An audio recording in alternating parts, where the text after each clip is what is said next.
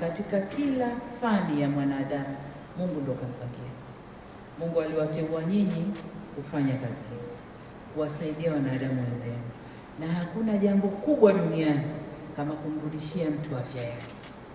Magari tunapeleka garage, likipona unamwambia fundi asante bwana, unamlipa na pesa, unachukua gari lako.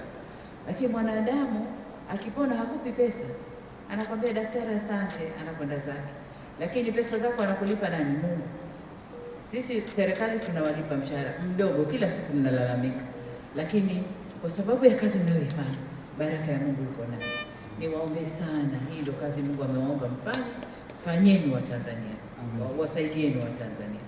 Na sisi kwa kujua umuhimu huo, kwa kujua kwamba society ya Tanzania ndio inayojenga uchumi na umadhubuti na ukubwa wa taifa hili, tutaendelea kuwekeza katika sekta ya afya.